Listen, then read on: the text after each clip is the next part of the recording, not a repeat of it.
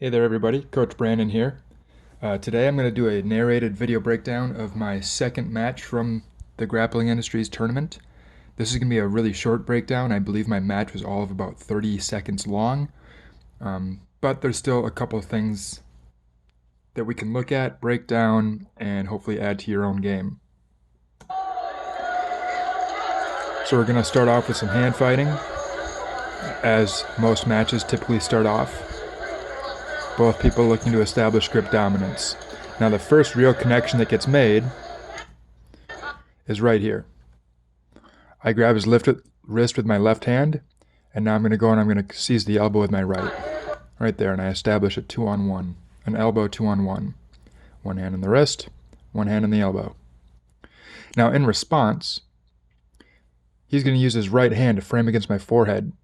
If he didn't, then there would be 0 arms in my way if he didn't use his hand to frame on my body in some way.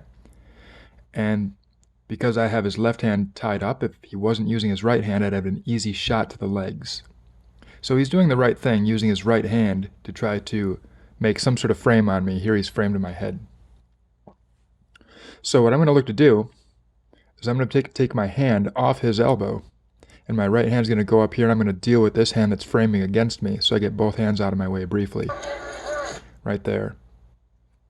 Now I brought my right hand up to take care of that hand that was framing against my head, and he's pulled his left arm back and away to free it from the control.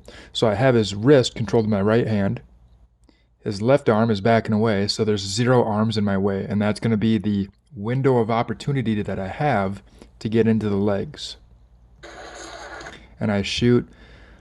I go with head inside, and my leg positioning makes me feel like I'm going for a single leg, and really I should have gone for a single leg. But my right hand here was on the double leg. I should have connected my hands and gone to a single leg, so I got a set of closed wedges around this leg. But rather, my right arm stays on the far leg, so it's like a head inside double. I'm going after a double leg, and he's trying to go after a guillotine. But since my head is on the inside, it's harder for him to wrap that guillotine. Now, as I've said in the past, I'm kind of a lazy grappler. I don't like to fight forward against a ton of resistance and fight through my opponent's body weight and resistance to try to get through to the breakdowns or breakthroughs. So you're going to see me change strategies. I'm going to go from a double leg, and when I start meeting resistance, I sit to guard. And I sit my butt to the floor, and I immediately put my feet in the inside position. Now with my feet in the inside position and his knees off the mat, I can go into an ashigarami. And there's the ashigarami. So I shot into the legs. When I met his resistance, I then sat to my butt and I pulled ashigarami. Notice I didn't just sit into any sort of guard. I sat into a form of guard from which I could be offensive from. A form of guard from which I could sweep from. The ashigarami. Now, in response to the ashigarami, my partner is going to turn away, and watch how he's going to take his right leg and he's going to pass it from over my left hip to over my right hip. Right there. He passed it from the left side of my body over here to the right side of my body. So now I've gone from a straight ashigarami scenario to a cross ashigarami scenario. Now if he were to continue to turn, then I would continue to turn belly down and roll through with him. But he decides to turn back into me now that he's no longer in straight ashigarami, but he's in cross ashigarami. So he's going to turn back. And as soon as he turns back, I'm going to try to use my legs and hips to drive his knee outside of his ankle. So there he turned down, now he's starting to turn back. And now I'm starting to put weight over that knee and ankle on the outside. And you're going to see he's got no base of support for his right hip because his right leg is on this side of my body, and I'm able to put him down to a hip. Now I'm immediately securing his ankle into my armpit with my left arm, as my right arm is going to swim over the top to expose the heel. I catch the toes in my armpit there. My wrist goes underneath the heel, and I connect my hands. Now from here, it's just a matter of applying pressure. There's the finish. So that was a lot that happened, but it all happened fairly quickly. Let's go back to where everything started, when I got this left grip on the wrist, and I'm making this transition to get my right hand to the elbow, and everything's going to happen very quickly from there. I move the hand, I shoot, I pull, straight ashigarami, he turns and goes to outside, and then I turn the outside ashigarami into an inside heel hook, the strongest of the lower body submissions. And there's the tap. So, yeah, not a lot going on there, but as you guys saw, when I wanted to shoot a takedown, it was a process of grip fighting and hand fighting to clear his arms out of my way to create a good angle for myself so I get into the legs. Then once I'm into the legs, I have to make a decision. Do I want to complete the takedown, or do I want to sit and go into attacking the legs? Since I don't like to fight against resistance a lot, I sat into the legs with inside position and his knee off the floor.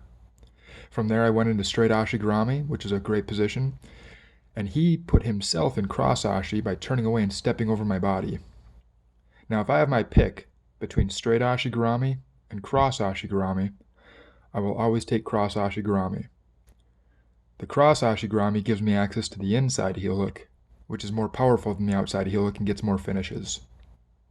Not only that, but the cross ashigarami makes it easier for me to lock a set of closed wedges around my opponent's legs and hips rather than open wedges, which means basically I can cross my legs. Let me show what that means. Back in this straight ashi position, look at how my legs are uncrossed.